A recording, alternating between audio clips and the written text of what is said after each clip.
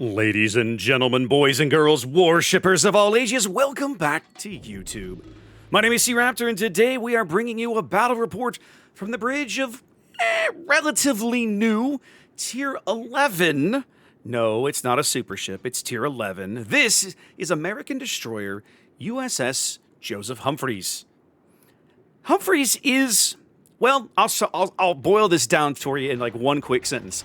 This is a fatter super gearing, right? Everything that you like about gearing is basically here at Humphreys, but turned up a notch, right? You've still got solid AA, you've got the stealthy American torpedoes with 16.5-kilometer range. They reload a little faster. You have slightly improved guns, and I mean slightly because basically it's the same shell, but the barrel is longer, therefore you're getting more muzzle velocity, you're getting better ballistics. These shells are still floaty, but not quite as floaty as they used to be. I'm going to do a whole learn to play video on this ship, but to give you a quick summary, you'll build this ship out and play it very similar to a gearing. I'll put a quick screenshot of my build up here, but if you've seen my how to play gearing video, then you've seen how I'm going to build this ship. Now, I want to pause real briefly. I've been gabbing and the game's already starting to get underway. You can see already there's an opposing carrier, right? The Audacious here, and he's kind of getting a little, starting to sniff me out with his planes. Don't have to worry about any radar on the opposing team, which is lovely. But there are some pretty scary destroyers. I've got a Dalarna, Habarovsk, and an Elbing. The Haba and the Elbing are particularly two things that I have to be a little frosty of. Now, Humphreys, you can see there in the bottom left, with survivability expert and everything, I have almost 28,000 hit points. Elbing starts at 30, so like, this is good. Like I can at least compete, but at range, those guys, especially the Habarovsk and the Elbing, will murder me. The good news is I outspot them, about 5.9 detection. Now, with the Audacious in the game, I have to be a little careful. There are really two Audacious squadrons you have to worry about. One is these rockets. If the Audacious is able to line these rockets up and drop you, he can do a tremendous amount of pain to a destroyer. Here's the trick. The spin-up time means that if my AA is off, as it has been as he comes into my bubble, he's not going to have the time to get that attack off, most likely, depending on how I maneuver. So my AA is off, as it should be when you're starting off the game in a destroyer. And as he gets close, obviously he wanders into my range, he's going to spot me, and I'm like, you know what, I am not screwing around with this. I've got the Hindenburg to help back me up, I pop a defensive fire, I want these planes dead, or at a minimum, I do not want them coming anywhere near me as I push north here to the A-cap. Now the Edgar, off to my port side, bless him, is a smoke Edgar, that is not a radar Edgar. But the good news is that with a carrier in the game, the radar is perhaps a little less critical, let's say. With my big long-range torpedoes, this is some luck chuck. I'm just vomiting them out in this direction in the assumption or the hope, however vain, that maybe someone will wander into them. Now, the Edgar apparently has RPF. He's going to be clicking the map for a while, kind of giving me an idea of where the opposing destroyers are. You can already look at the mini-map. You can see the Habarovsk is down south. We don't quite know where the Elbing is. And, yep, you can see there the Dalarna has been spotted somewhere up north. So he's pinging on the Dalarna. In fact, there are the Dalarna torpedoes swinging astern of me. The plan here, and I'm going to pause it again real briefly. My plan is, all right, Edgar needs a little bit of help. He doesn't need my smoke, but if he's going to sit in smoke, he's going to need me to spot for him. So my goal is I'm going to cap the A-cap. Looks like the Dalarna's not interested in contesting me for it. Works for me. And then I'm going to swing north and spot for him and this Kremlin and anybody else who wanders up here, because Okinawa is a map that I despise, but partly because of the way this AB line plays at the top of the map. You always get ships up here and that try to J-hook around, very much like you see on like Tears of the Desert. That island in the top left corner, very big for, you own it, you can J-hook around, and you can push down the 1-2 line. Teams make a play for that in Okinawa here as well.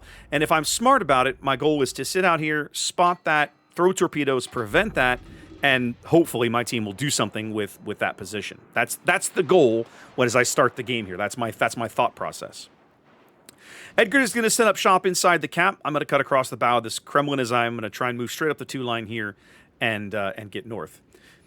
Team's doing pretty well. They've surrendered C, but I'm okay with it. We've got a cap lead right now, so we're building a small lead. I think the Marceau dove the B cap, picked it up, and bailed out. Had the Petro as backup. The Shimakaze made a play down south, but of course he can't really get into a gunfight with a Kaba. He can keep that Kaba lit, but it's going to be up to the team to actually do something about it. Right now, I'm just trying to get around the corner here. I know the Preußen, the Dalarna, and there's a Hindenburg up here around this corner. The Burgonia is inching in this direction, but isn't quite there yet. Again, I'm vomiting these torpedoes out into a corridor that I expect to find enemy ships, and sure enough, no sooner have I pushed the button, the enemy Preußen is kind of caught in that gap, moving across it. You can see the Dalarna torpedoes coming in. Kremlin takes at least one there. So he's somewhere off up the 3 line. Actually, might have been as far up the 2 line here because those were coming at a very steep angle. 4 minutes in, teams trading pretty evenly. We're actually down health, believe it or not. Some of my southern battleships have gotten their teeth kicked in, but doing okay in terms of board position and points for the moment. Okinawa is a map that like I said earlier, I don't care for this map. I find that the southern spawn plays radically different than the northern one, and it's a huge disadvantage to spawn north. In fact, spoiler alert, we're going to win this game. I think this might be one of the only wins that I have from the south spawn on Okinawa. Like, it's bad. Ah, you see that torpedo there in the distance hitting what appears to be nothing? That means I've just put one into the Dalarna that I can't see, and I do manage to clip the Preußen with one as well. So that's good. That means if I stumble into the Dalarna, I'll have a little bit of a health advantage. He does have a heal. He can recover some of that, but if he does find himself in a gunfight with me, life will be good. Let's pause here for just a moment again. Shimakaze getting a little bold now, pushing into the sea cap with very little backup. I really like this play. You can see that on the mini-map. I'm finally in the position that I want to be in, and my team, again, God bless them, they're taking advantage of it. The Hindenburg to my south and the Kremlin and the Edgar are all lobbing shells in this direction. So right now I only have 15,000 spotting damage. See that in the top right corner, but watch that over the next few minutes. That number is going to start to go up very, very quickly. I did get a flood on that Preußen, by the way. He's still flooding. He puts it out here in a couple of seconds, and I top out around 40,000 damage, but it was nice to get that. Torpedo reload comes back up. Preußen's going to get another rack, and I'm going to speculatively throw one at this Burgonia. I'm expecting the Burgonia to turn south, so I led that off just to his, well, my starboard side, just to his port side. But unfortunately, I don't believe he turns that way. I think he actually turns to port here in just a minute. Yep, there he goes. So that unfortunately doesn't get anything. Ah, there's the Dalarna. Yep, you can see he's at about half HP. I thought for just a moment he might stumble into this torpedo salvo, but alas, no, he threads his way through it. Now, ordinarily, this would have been a bit of a slog for me. Luckily for me, the Hindenburg comes in with a big salvo. We finish him off very quickly. Again, I'm going to pause it real briefly. I showed this off in a game with gearing earlier. The stern gun angles on this ship, just like gearing, are very, very good. If you find yourself in a position in a gunfight against something like a Dalarna that has a high rate of fire, and you might be in trouble against fighting that thing, you want to try and kite away. Your gun angles will allow you good work, and you'll be able to. Again, you won't outshoot him in terms of gunfire, but you will be able to keep all your guns on target while providing a narrower profile as you retreat away from him. I get another torp into the Preußen. I take a good solid hit there from the Burgonia, and I decide I want to smoke just so I can prevent taking any more damage. The Edgar is a little pissed because, well, he has no eyes. I've gone into smoke, so I'm not spotting for my team while all the smoke blocks my vision. And I'm like, dude, you need to relax. Let me break contact. I'll circle back around. I'll get him spotted again. But for the moment, let me get to where I'm not going to get my ship full of holes, okay? And you see there, it takes about 30, 40 seconds. We get flipped back around, and everybody is back under the eye, as it were. The torpedoes on Humphreys reload much quicker than gearing. I think a full torpedo reload build is where I am. I think that it's a little under 89 seconds, a little under 90 seconds. It's really nice for these torpedoes. It's so good. My intent with that salvo on the Burgonia was to try to split it, right? Give him a wide berth. Basically put him right on the line, fire one to the port, one to the starboard, on the assumption that he's going to turn one way or another, and I'll get him either way. As it is, I kind of doubled them up. You can see they overlap just a bit, and I sort of screwed this salvo up. He does me a huge solid right here by turning into it. He probably could have threaded his way through and taken only one. Unfortunately, he turns into it just enough. He takes two. The Kremlin takes care of it. He would have taken a third had he stayed, and, well, there we go. Tied on ships, but up on points. The opposing team has finally pushed a Vermont into the B cap. Things look really good here on the top end of the map. I gotta. Right now, I'm honestly not sure. I think the Edgar is the one spotting the Poison and this Hindenburg. I'm gonna move back out from around this island and take over that duty from him, so he can smoke up, and we can continue to put shells in him. The Hindenburg, back off my my starboard stern, he's doing a great job. If you look at the angles, he's literally sitting behind an island while he dumps shells on these guys. And so all of the spotting we're doing, we're just getting credit for that. He's completely hidden from them. And you can see that spotting damage now up over 80,000. It's going to keep ticking again in a minute. The Poison, I think initially, I'm going to talk about this salvo. I initially think, okay, he's going to turn to port and head straight down the 5 line. He's not going to want to come back towards me. So that first salvo that I just fired was fired with that in mind. But then as I watch him, he does. He turns in. He's gonna push west along the beeline, and I'm like, all right. So I lead the second salvo on the assumption that he's gonna make that turn, maybe set up with that island on his port side and slow down just a little bit. But now that he's rotating back this way, I don't want to push too close. I pull the brakes just a bit, cut the speed, and let's see what happens. Sure enough, he doesn't seem to have his hydro running, which is my fortune. He sees these coming, but it's going to be just a little bit too late. He's going to take 2 here with a couple of floods, and right before he would flood out, he's going to take 1 out of the second salvo for kill number 2. You can't fight, and you died of I'm still getting spotting for that Hindenburg in the back. I don't know if you can see that, but I'm now closing in on 130,000 spotting damage, and we're 9 minutes into this game, guys. That's it.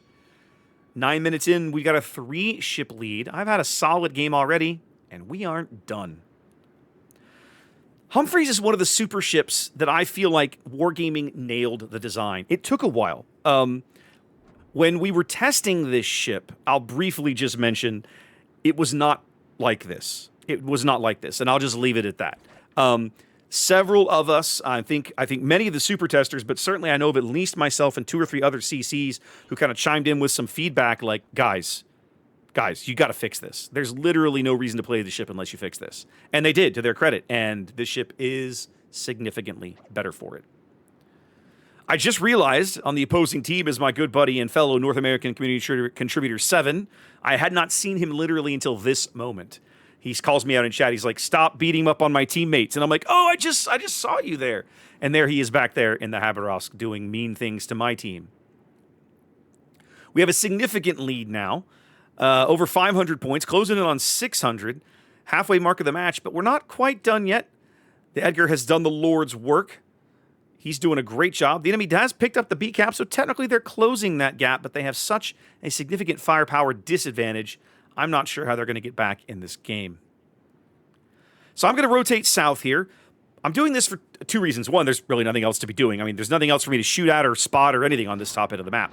The other is, well, there's several other reasons. One is, I know 7 is out here off my port side. I should outspot him by at least 2 or 3 kilometers. I want to get out here and get some eyes on him for my team. I do not want to engage him in a gunfight. Certainly not at range. That's a Haberowsk. He will murder me. Now, I'm also speculatively throwing these torpedoes out. I know he's over there. I don't know what his plan is. I don't know where he's maneuvering. I'm just vomiting torpedoes. Like, let's see what happens, right? Maybe he'll stumble into them. I'm still getting spotting damage on that Hindenburg, 16 kilometers away, believe it or not. Now up over 150,000 spotting damage. Torpedo salvo is not going to work out. 7 has apparently come to the conclusion that his team is not gonna do amazing things. He does claim the Kremlin, who had snuck away on about 59 HP and was out of heals. And as he closes inside of 7 kilometers, I decide, all right, it's time to open up. Now, I'm firing the AP. Who remembers why? Everybody remembers Haberowsk's armor profile, right? He has 50 millimeters of midships belt armor. My AP probably still won't pin him, but I have a better opportunity to pin him than if I'm firing the HE. The HE shells will most likely just shatter.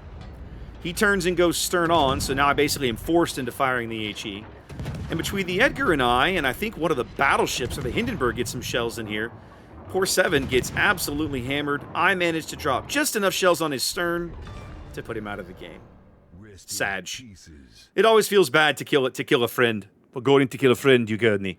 But, yeah. There you go. Hat tip, my friend. It was good to see you in game. And I did get in a few games with him later on in the week. We lost a ship just there. The St. Vincent goes down. That buys the enemy team a time extension. But again, I'm over 170,000 spotting damage. And I'm like, you know what? This Hindenburg is just barely inside my gun range. And he's barely moving. Let's get in on this. Maybe I can get a fire to light. He's only at 6,000 HP. Maybe I can claim a kill. At a minimum, I'm going to get some more damage. Ordinarily, this is not how I would recommend playing this ship. But this is sort of what the warship's equivalent of garbage time. So, yeah, I don't know why you wouldn't at this stage. I'd absolutely get in here and get some more damage. We're going to be taking these guys out there. There's the win. So you can see here a big, nice chunk of credits, a nice chunk of free XP just because of the way I had the bonuses stacked. Some good torpedo hits, 3 kills. Not many shell hits. Most of the damage I have, of course, coming off the back of the torpedoes and the floods I was able to land.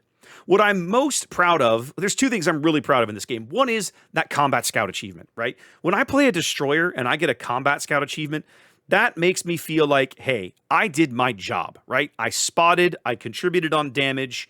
I love that achievement. I'm glad it's here. It took it forever for Wargaming to finally add kind of that recognition of someone who's doing the spotting work, and you see it here. But almost more than anything, I'm proud of that base XP, right? 2985, just shy of 3,000 base XP. This is my highest base XP game in a long time. And again, if you look back at that video, that gearing video I put up a while ago, the kind of the return of team play ? I feel like so much of that reward is coming off the back of the spotting damage. You see there, finally, 178,000 and change spotting damage. Destroyer is now, in my opinion, in boats, in a really, really good place in terms of XP, reward, and earning for the risks that you take in the ship. The one thing that just the wrench in the works, right? The fly in the ointment, as John McClane says, is submarines, right? Because submarines ruin your game as a destroyer faster than anything else on the board. Once you get to high tier destroyer, you know how to play around radar cruisers. You know where to look for them. You know which ones have radar. You know where they're likely to set up. You understand how that works. But submarines can do crazy things. They can come from unpredictable angles, be in places you don't expect, and they can outspot you, some of them, as a destroyer. So it's very, very, very frustrating playing as a destroyer with submarines around.